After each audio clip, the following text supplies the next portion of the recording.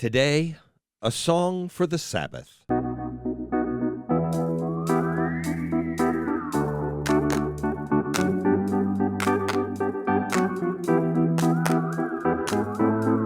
Welcome to Coffee with Creamer, where you get to sit down with our host, Dr. Barry Creamer, for a conversation about faith, life, and culture. We'll look at old ideas through a new lens, turn those culture wars on their head, and paint a picture of the way things could be. If you like your thinking deep and your coffee hot, pull up a chair. You're in the right place.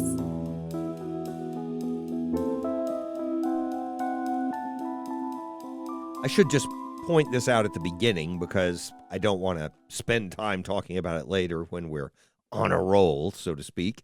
The Sabbath is Saturday. It's the Jewish Sabbath.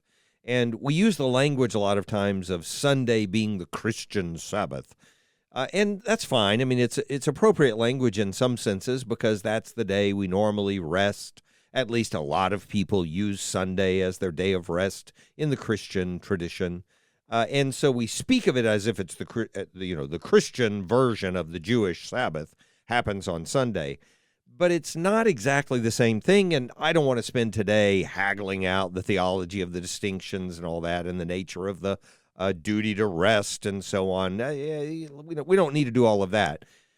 The most important part of this psalm, which is about the Sabbath, translates perfectly to what we think of on Sundays for our gathering as Christians. That is the time of worship that we spend together. Because it is a psalm, this is Psalm 92, because it is a psalm, a song for the Sabbath, that's the superscript to this psalm, it is written to be sung together if you're in the synagogue, it's in the synagogue. If you're in worship outside of the temple, then it's there. It's, wherever. But you gather on the Sabbath with your family, whatever. You sing this song together, but you're singing it not only together on the Sabbath, but about the Sabbath. It's teaching us something about it. And because of, I think just the tradition of it and the fact that we've done it for so long, we sometimes lose our sense of why we worship together. And I don't mean that we don't know there's some purpose to it. And I don't even mean necessarily the purpose to it in the way we think of it. Well, it's so we can hear the word of God. It's so we can lift up our voices in song. It's so we can whatever. I don't mean that as much as what it accomplishes by simply existing. The Sabbath day as this day when we observe and recognize God's reality and presence in the world and so on, and we do it corporately. We do it even if we're not gathered, but I do mean gathered as well. But even if we're not gathered, we're doing it corporately because we're all doing it at the same time. That itself conveys something momentous, something of far greater gravity than I think we often acknowledge. And so this psalm really hits that home, Psalm 92. So I'm wanting to share that with you today and just be upfront about it. So the opening line of the psalm, it invites us to keep that context in it, the Sabbath. And what the Sabbath does, if you just think about it for a minute, you will recognize this because, you have 6 days, God creating the world, and then the seventh day, it's the Sabbath, and he rests. And that language is brought back to the commandment itself when we're told to observe the Sabbath. I'll read it for you in just a moment. It inherently, by its nature, forces us to see both the transcendence of the Creator and his immanence in the creation at the same time, because you've set apart this day as holy, but it is the seventh day. It's not a non-day. It doesn't have some special name to it. Well, there are 6 days, and then there's black. There's not a separate type of thing that exists after the sixth day. The seventh day, which is one of the 6 days, is completely different than the others. Why is it completely different than the others? So the Sabbath sort of forces us to bring transcendence and immanence together so that we see them in the same context. So in the first 3 verses, and I divide this a little differently than you'll see it divided in some of the Bibles, the ESV in particular. Not much of a difference, just a little difference. I put the first 3 verses together because they make a complete thought, and starting in verse 4, it leads down to this consistent statement about the creation and how we relate to it that seems to be different. The first 3 verses really do run like an introduction to the rest of the psalm. So this is how the first 3 verses go. It is good to give thanks to the Lord. And again, you could begin a lot of psalms this way, but this one being about the Sabbath, we need to hear ourselves singing this together, saying it makes sense for us to be doing this, right? That we would all be together in the room, looking at each other, singing the song and saying, it is good that we do this. And then what that invites is our consideration of the answer to the question, why? Why is it good for us to do this? And that's what the rest of the psalm does. So starting in verse 1, it says it this way: it is good to give thanks to the Lord. Yahweh is the name there. It is good to give thanks to the Lord, to sing praises to your name, O Most High, to declare your steadfast love in the morning and your faithfulness by night, to the music of the lute and the harp, to the melody of the lyre. I mean, it's an introduction to worship, right? So it's good that we're singing this song with these instruments and doing it together. And we're doing it in observance of the Sabbath. And if you just think back to the institution of the ordinance, the law, that we would observe the Sabbath, that the people of God would observe the Sabbath in Exodus 20, when Moses receives the tablets and brings down the law to the people. What we're constantly reminded of in the giving of that particular command, starting in verse 8 of Exodus 20, is about its relationship with the creation, so that the whole span of the creation is to obey the Sabbath day. So when we hear the command, I'm going to read it to you in just a moment. As I'm reading it to you, you'll remember how he talks about not only you observing the Sabbath, but your manservant and your maidservant and so on. And we think of it as just a list. He's just being emphatic, make sure everybody does it. It's not. It is emphatic, and obviously it is important that everyone do it. But what he's saying is this covers the whole scope of creation. And if you think to a prophet like Jonah and the episode of repentance that takes place in Nineveh, where they even have the cattle wearing sackcloth and ashes. Remember the whole repentance of all of creation, and that being a theme in the book of Jonah, that it's the whales in the deep that are obedient, the gourds, the vegetation that are obedient to God's sovereignty, and that his grace extends as far as his sovereignty. It's a fantastic book when you recognize the creation being used in the book to talk about God's power and his grace at the same time. Well, the Sabbath is sort of doing that too. It's saying in this command, the whole creation is to take a break now because the Creator took a break on the 7th day. So in verse 8, this is in Exodus 20, not in Psalm 92, but in the original giving of the law. Remember the Sabbath day to keep it holy. 6 days you shall labor and do all your work, but the 7th day is a Sabbath to the Lord your God. On it you shall not do any work, you or your son or your daughter, your male servant or your female servant, or your livestock, or the sojourner who's within your gates. Yeah, they're not even Jewish. They come, they're like, I'm not Jewish, should I have to keep the Sabbath? Yeah, you do, actually. It's for the whole of creation. That's why everyone does it. Because, and how do I know it's about creation? Because if we weren't paying attention through that list, he actually says, he tells us about the creation again. So in Exodus 20, when the law is being given about the Sabbath, he says, for in 6 days the Lord made heaven and earth and the sea and all that is in them, and he rested on the 7th day. Therefore, the Lord blessed the Sabbath day and made it holy. And you know what, again, the transcendence and immanence of this is obvious. It's, Yahweh, who is the creator. We recognize that he deserves worship, not just service within his creation. I mean, he created it and he gave us dominion over it and he gave us responsibility in it. You would think, oh, well, I'm worshiping because my hands are doing my job. Yeah, you are in some ways, but that's not the worship of the transcendent God, the way we're supposed to remember and recognize who he is on the Sabbath day when we put aside all of our attention and focus on the things that he created and instead focus uniquely on him. Transcendence about him sort of surfaces automatically, rises to the top on the Sabbath day, while at the same moment, the fact that it is a Sabbath day and that we gather and that it is after 6 days of work and that it is brief, it's only one day and then we go back to work, forces us to recognize that holiness within his creation as well. So the holiness of his creation is present in the Sabbath because we have put the other 6 days not just aside, but we've recognized that they are set apart and sanctified by the fact that on this day, we remember who created them.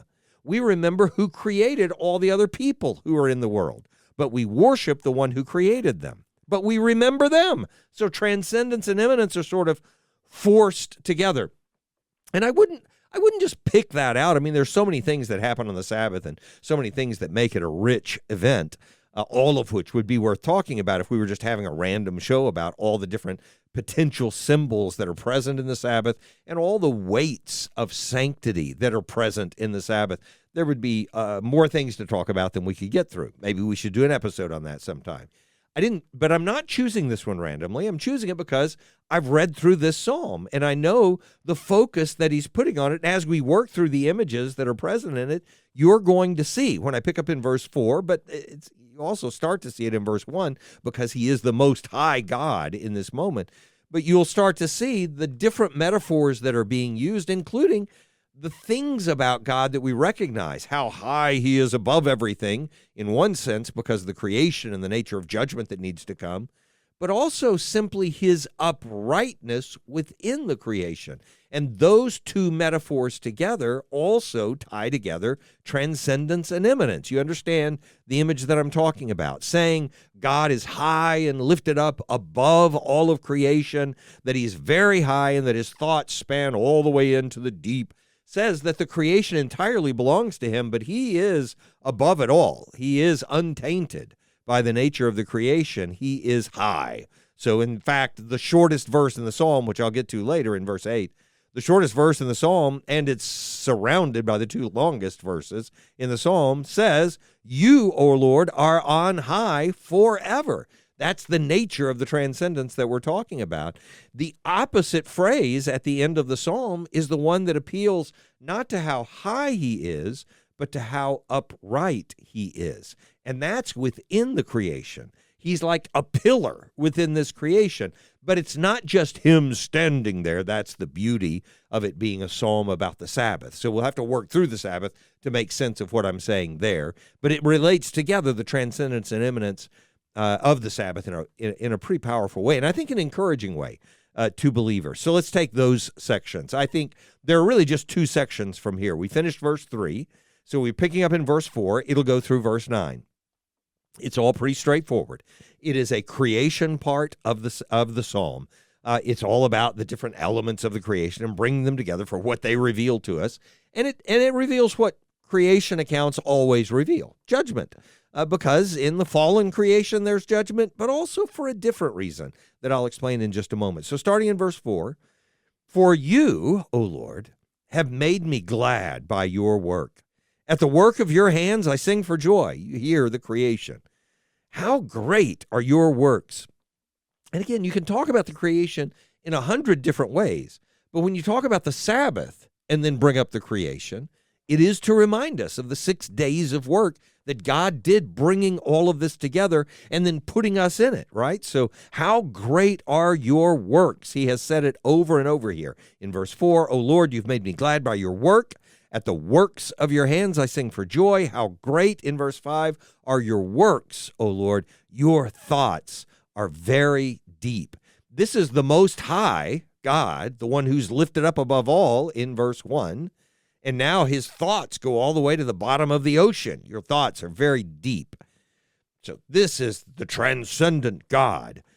And what we always discover when we confront the creation with its creator is the fact that it is temporal when he's eternal. And not just passively, but actively temporal, like pursuing death and destruction.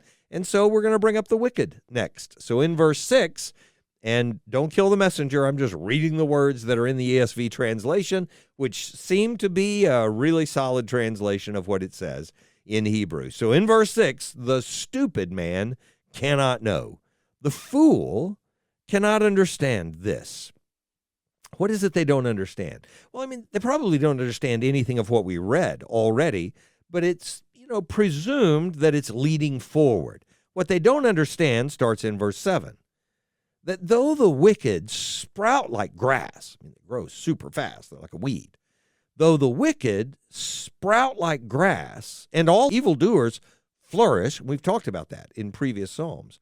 All evildoers flourish. In previous Psalms, we pointed out that evildoers flourish. That's why they do the evil. That's the point. Nobody's doing evil and saying, I want to make myself suffer. I'm going to do something bad. You do things that are bad because it's self-serving. You think you can get something out of it. So all evildoers flourish. This is how it says it. Now, he's not making a philosophical statement. I mean, the psalmist is simply saying, we recognize, we see it. I mean, evildoers flourish. The wicked, they sprout like grass and blossom up. And we see that it happens a lot. It doesn't matter that it happens all the time. What they don't get, the stupid can't see it. The fool can't understand it. What they don't get is that the wicked who sprout like grass and the evildoers who flourish, they're also doomed to destruction forever. I mean, the far extreme of it. They think they're planting themselves in such a solid way, and yet this earth is just constantly declaring to them in its open mouth of the grave that they are doomed to destruction, just like everyone else who's ever been in the world. So I'm going to skip verse 8 for the moment and read verse 9. Again, verse 7 and verse 9 are the longest verses in the psalm.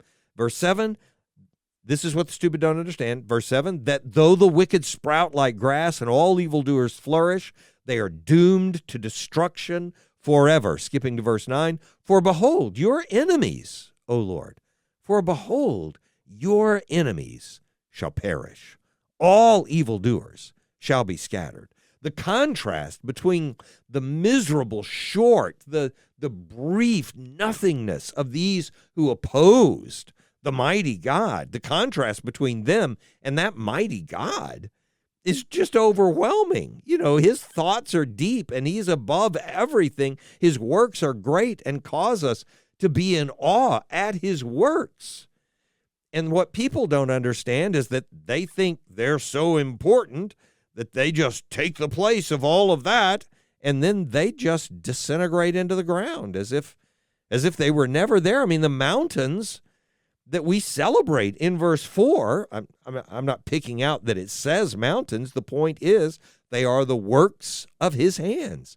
The mountains that we celebrate in verse 4 or in verse 5, the seas, the oceans, the depths, the peace of the oceans, the magnitude of the prairies, everything that we celebrate, the night sky that I love, the sun by day in Psalm 19, all those things that we celebrate are so powerful, and yet they're nothing compared to God. But you compare them to the power of the person who thinks, I'm going to make a name for myself. I'm going to make a place for myself in this world. And the mountain is there, and then we come, and then we go, and the mountain is still there.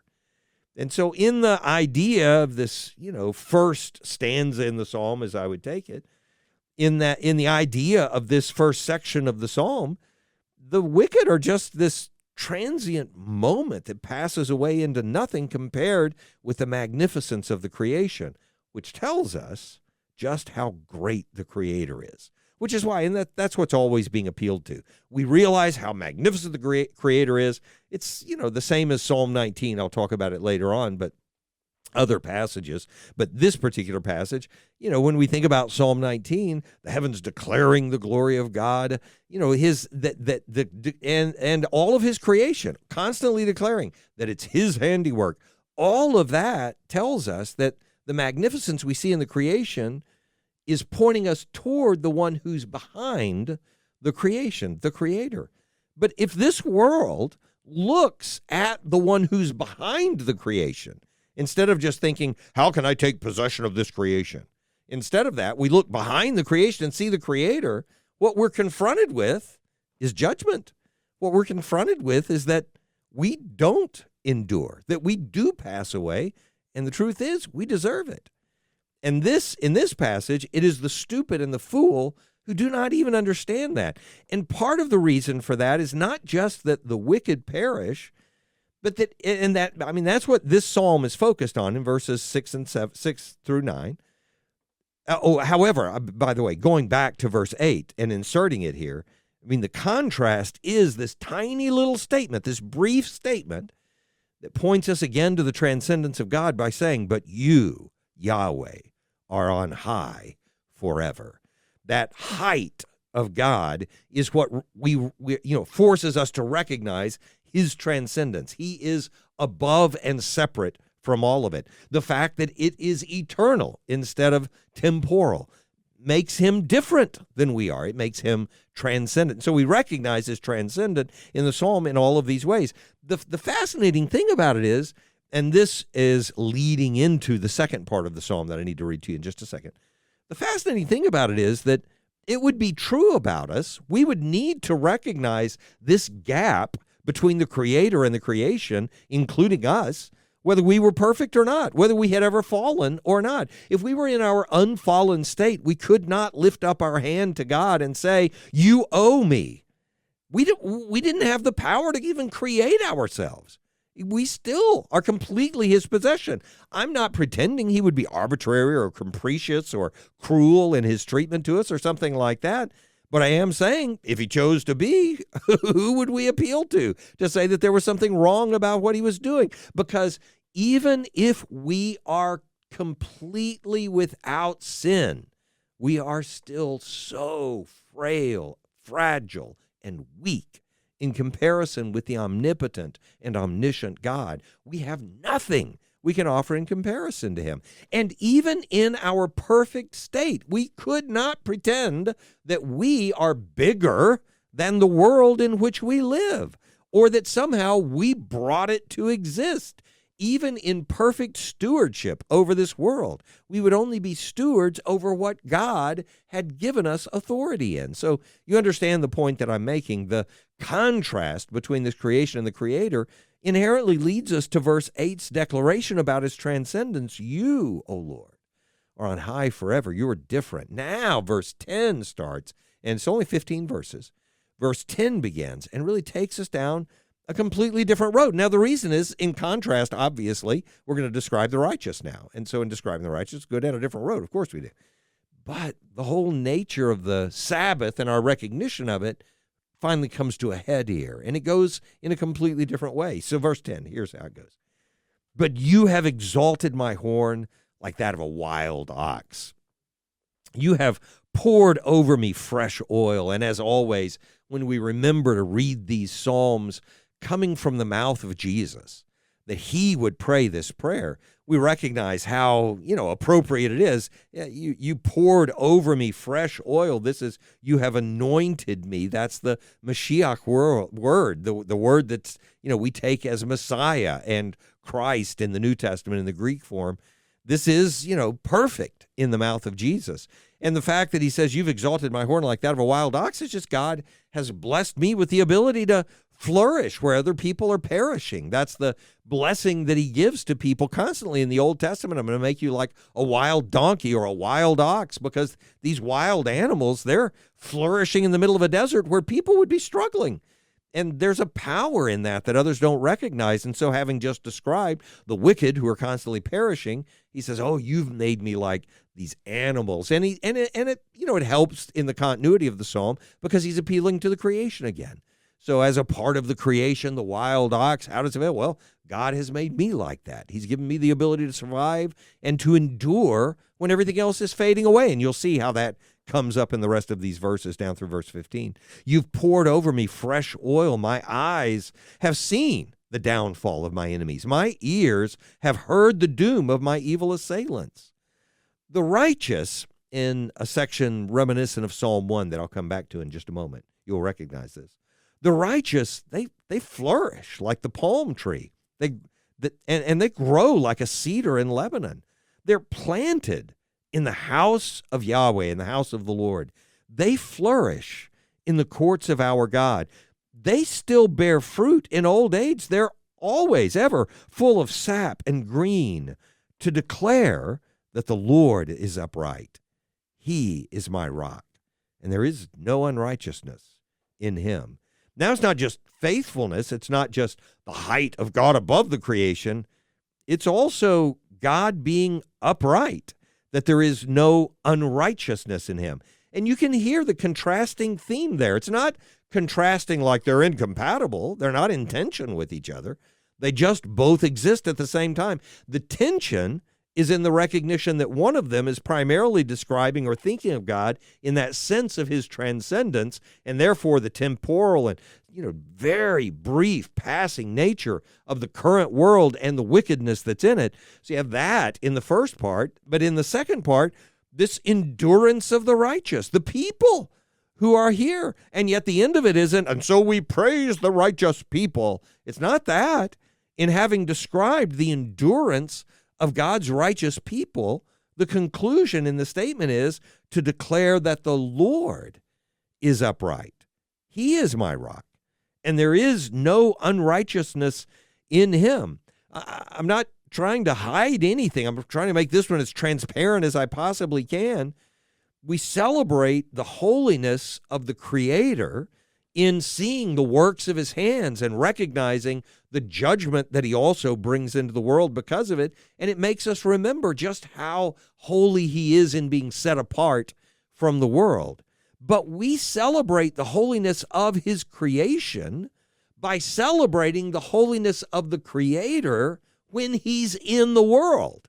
And the holiness of the Creator in the world in this psalm is about his people being righteous in this world. So let me put it this way. If you think of that imagery that's in verse 12, the righteous flourish like the palm tree and grow like a cedar in Lebanon. They're planted in the house of the Lord. They flourish in the courts of our God. It takes you directly back to Psalm 1. Psalm 1 also takes us back to the wicked who are perishing. They flourish like grass, but then they are doomed to destruction forever. That same concept and contrast is present in Psalm 1. Blessed is the man who walks not in the counsel of the wicked, nor stands in the way of sinners, nor sits in the seat of the scoffers. Why is he blessed? Because he's like a tree planted by streams of water that yields its fruit in its season, and its leaf doesn't wither. The wicked are like chaff that the wind drives away. Therefore, the wicked will not stand in the judgment, because Yahweh knows the way of the righteous, but the way of the wicked will perish. And, in that psalm, in Psalm 1, it comes down to the Lord knowing the way of the righteous. The way of the wicked, they perish. It's just like they perish in the creation here in this psalm. But in that psalm, Psalm 1, the righteous, it's about the Lord knowing the way of the righteous. In this psalm, it's more than that. And I think understanding that also means recognizing what I think is inevitable. I mean, I would certainly take it as an illusion. I think it's an overt illusion, and I can't imagine because they're referred to so often, I can't imagine a person not sensing this or being aware of this in a psalm about the Sabbath that they're singing together in synagogues that are to replicate the presence of the temple in their land, which was itself a replication, we know, of the heavenly temple, but of the tabernacle itself, which was built with these things. And, what I'm talking about is him saying, the righteous flourish like the palm tree and grow like a cedar in Lebanon, the cedars of Lebanon, that Hiram takes down and brings down to Solomon to build the temple and to build David's house as well, by the way. That the statement in verse 13 is so important in a psalm that they're singing together on the Sabbath, that he would say about the righteous who are singing the song, that he would say about the righteous, you're like the cedars of Lebanon that have been transplanted. That's what the word planted means. Not cut down and put up, but planted in it. You've been transplanted in the house of Yahweh. And here they are gathering in the house of Yahweh and singing this song together. a song that begins with the words, "It is good to give thanks to the Lord and to sing praises to your name, O Most High." The pillars in this house of God that's being described in the psalm are those who are singing about the pillars who are in the house of God. This is like a declaration from God saying, do you have any idea how important you are in my creation when you gather and worship, when you meet together to sing psalms about me? The way we conceive of it, I think, misses this point a lot. And I think the way we think about ourselves misses this point a lot. To make the point, let me give a silly but genuine experience that I had just this last 2 weekends ago, as I'm recording this, where I went to this country house that my in-laws have, and was trying to help take care of some things, and went inside the house and was doing a few things in the house. Look out the window, and there's a squirrel sitting on the rail. Well, that's not a big surprise. They're sort of out in the country. And so it's like, oh, okay, well, there's a squirrel. Look at that. And then I look out the other window. Oh, look, there's another squirrel. Oh, look, there's a couple of squirrels. And I'm seeing squirrels every time I look out the window. And finally, I realized when I raised the shade in one window, that a bunch of squirrels scattered out onto the lawn. And it's like, man, that's a lot of squirrels. I'm not used to seeing that many. I can't believe how many there are. I finally walk out onto the front porch, and I look over toward the corner of the house, and I can see that, I don't know, a raccoon or a grizzly bear, just a joke, a raccoon, something, has opened the tin can of birdseed. And it is, it's dumped on its side, and there's seed scattered all over the place. And I'm assuming, like I told some other people the other day, I'm assuming there are squirrels sitting around all over the yard, unbuckling their belt, leaning back. Oh man, I've had too much to eat.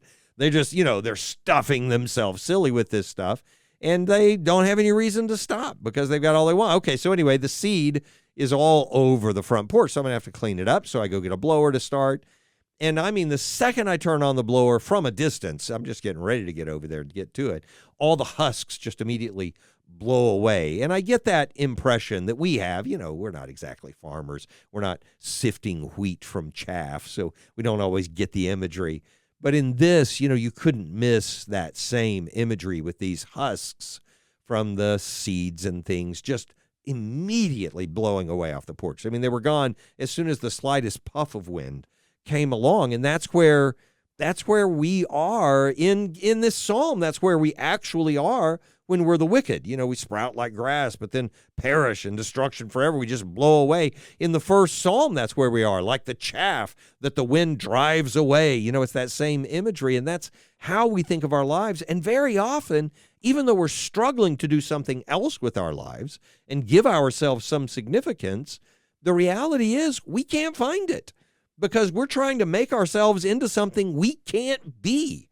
You cannot be bigger than the world you're in. You will be consumed by the world. We can't make ourselves into something that is of enduring value. It wouldn't be possible in us.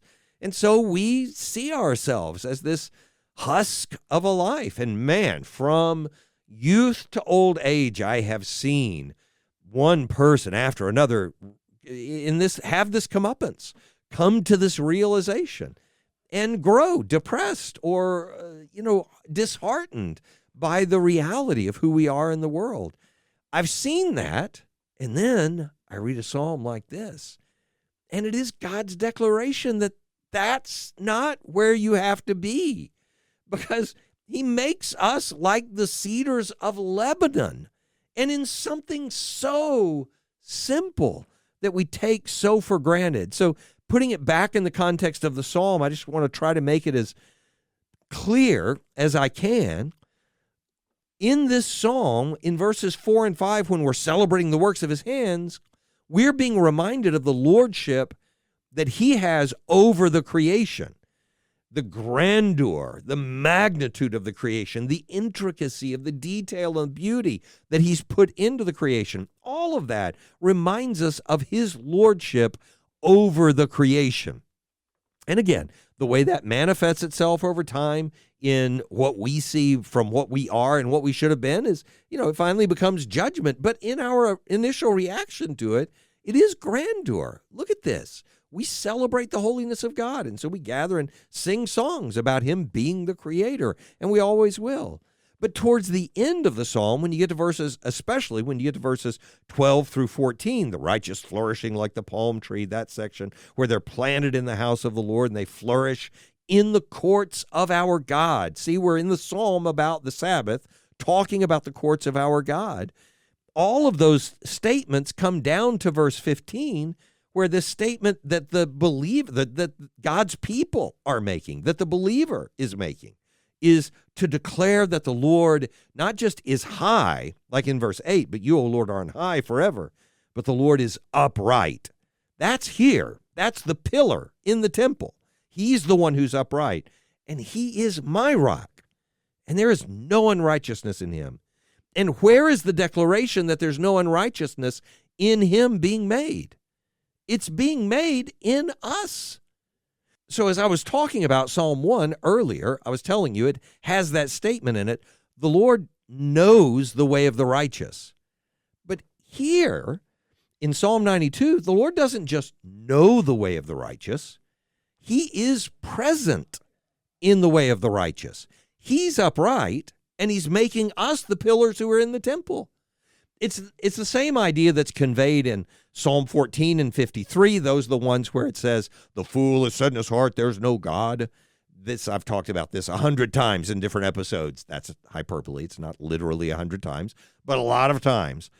So I won't dwell on it. But if you remember what I'm talking about, man is trying to say there's no God, but the response from God in both of those Psalms is to say, that's not the problem. The problem isn't that there's no God. The problem is there's no good in you. I'm looking for someone who's righteous, and there's not anyone righteous. The lack of God's presence in the world isn't about God not being present in the world. It's about his righteous people not being present in the world. That's always what it comes down to. It's the same in Luke 17 and 18. When you take the last half of Luke 17 and put it together with the story of the unjust judge and the widow in Luke 18, again, I've talked about this before in previous episodes. You can go back and listen to those another time to get the details. But in that, it's exactly the same thing. What the skeptics say to Jesus is, when is God ever going to make things right in this world? Is the kingdom of God going to come at this time? That's how they say it. And his answer is, well, that's not the problem. The Lord's going to come back. He's always been going to come back. The question is, when he comes, is he going to find anyone faithful here? That testimony, that statement is on the negative side of saying God's righteous presence in the world is in his people. That's where his righteousness is present in the world. And it's not an accident. Now, that on the negative side, that says, so when people think God's not present, we've got no one to blame but ourselves. We're the ones who are failing. That's all on the negative side. This psalm is all on the good side. It's all on the positive side. And I want to share it with you the way the psalm is saying it. The world without God's holy people is just an empty shell. It's those husks that are just blown away. The wind blows and they just go away. And I mean the whole of creation, the magnitude of the mountains, the brilliance of the dark sky, everything that God has given in creation is nothing but an empty husk until it is filled with God's people who are holy, set apart for him, and living for him. And it's simpler than that in this psalm. The testimony of that in this psalm is not that everyone's doing everything that God ever commanded, although the commands are important, and in particular, recognizing that being his holy people means doing what he says to do to be holy. Love your neighbor as yourself, love the stranger as one who's born among you, and so on. Those statements and the so on is just that in other versions. It's the same thing. All of those aside, this psalm makes it simpler than that. Where do you find the beauty, the meat, the real content of this otherwise empty world so that it matters, so that it means something? In his people simply lifting up their voice and singing praises to his name, simply acknowledging that he is our God. So in verse 15, that statement to declare that the Lord is upright, he's my rock, and there's no unrighteousness in him, it points you back to the first couple of verses in the psalm, the opening to the psalm, to say it is good to give thanks to Yahweh. It's not just good because it makes you feel better. It's not just good because it makes you righteous.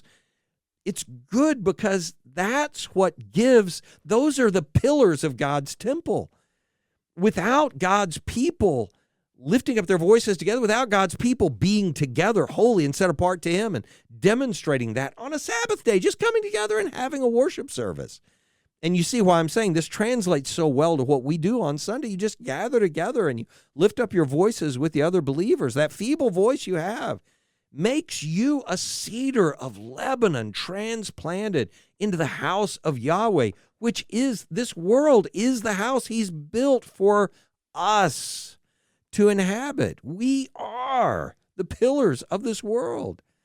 So he says in the first two verses of the psalm, it's good to give thanks to Yahweh, to sing praises to your name, O Most High, to declare your steadfast love in the morning and your faithfulness by night. When we do things as simple as thanking God and acknowledging Him, we become what God uses to fill the world with His presence. It's a Sabbath psalm to say to those who will just pause long enough to remember that He is our God, that you are not an empty husk, that you are not the empty shell, something that needs to find purpose and meaning, that you are the kernel of His creation, that you are the pillar that He puts in His temple. You are what gives beauty and meaning to what would otherwise be the empty husk of His creation. May we live in that truth.